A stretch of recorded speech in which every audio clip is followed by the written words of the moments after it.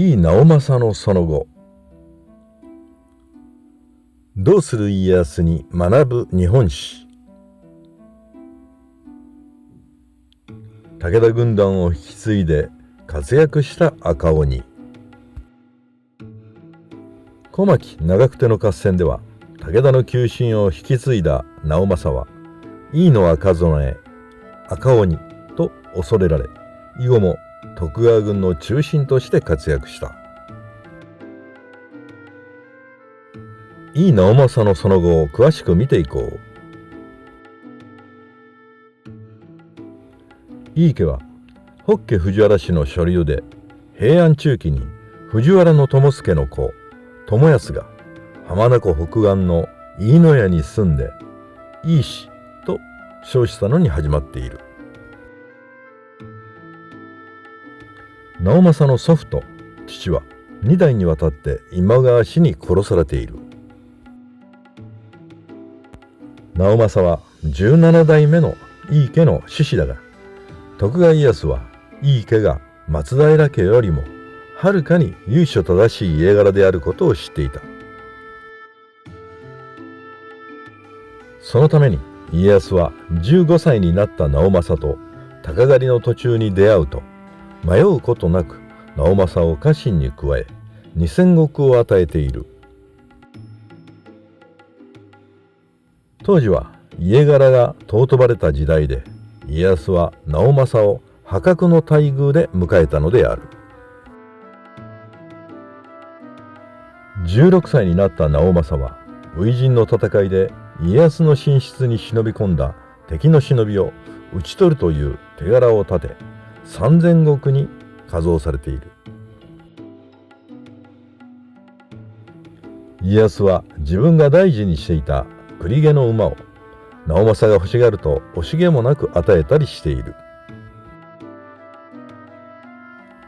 そのために直政は家康に今話題となっている性被害に遭っていたとする説も存在するのだが、事実はわからない。それはともかく家康は常に直政を重用し、直政も家康の期待に応えていく。直政は小牧長久手の合戦でも大活躍しているが、戦後に豊臣秀吉は自分の妹旭姫を家康に嫁がせている。それでも上洛を拒む家康を懐柔するために、秀吉は生母の大政所を人質として岡崎へ送っている。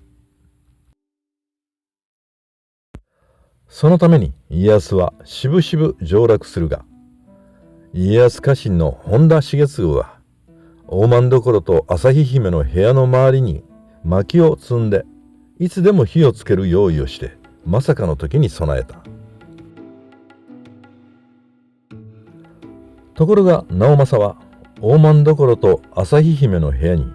お菓子などを持ってご機嫌伺いのために頻繁に通ったという。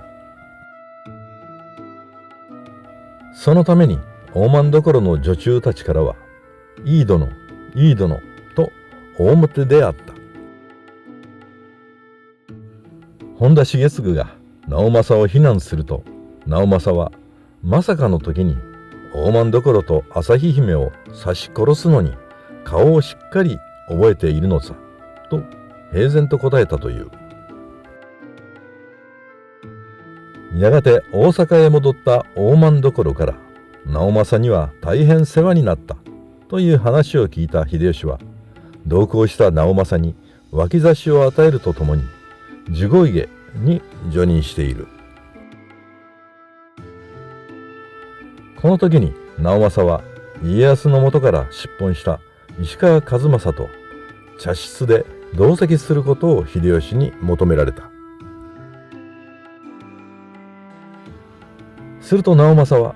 数正は主君を裏切った臆病者なれば席を同じくすることはごめん被りたいと堂々と言って同席しなかった。秀吉は直政の強胆さに驚き、馬と黄金を与えて返したという。家康が関東威風となって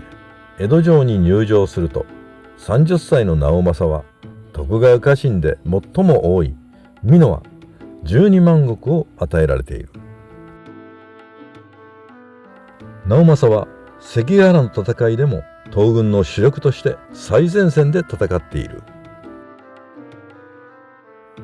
ところが島津義弘軍が中央突破で落ちていくのを追った直政は銃撃で2カ所負傷する。井伊直政は2年後に関ヶ原の戦いで負った傷が悪化して1602年慶長7年42歳で逝去する。直政は生前家康の養女である正室との間に嫡男直次が生まれていたが、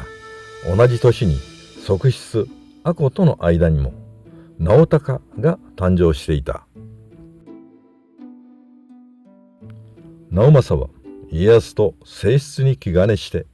直孝とは7歳になるまで対面もせずに過ごしていた。当時は正室の立場が圧倒的で、側室の阿子が我が子のために自らの命を絶ったために初めて直孝は直政の諸子として認められている。ところがそれから18年後に大阪冬の陣が起こる。直政亡き後、彦根城主となった井伊直次が病弱であったために、弟の直孝が井伊の赤備えを率いて参陣する。直孝は赤鬼と呼ばれた亡き父直政を彷彿とさせるような奇人の働きをした。そのために家康は病弱の兄直次は上州安中3万石の城主として、弟の直孝を彦根15万石の藩主に抜擢している。この時晩年を迎えていた徳川家康には、戦場で勇壮に駆け巡る赤備えの直孝の姿が今は亡き直政の姿と重なり合ったに違いない。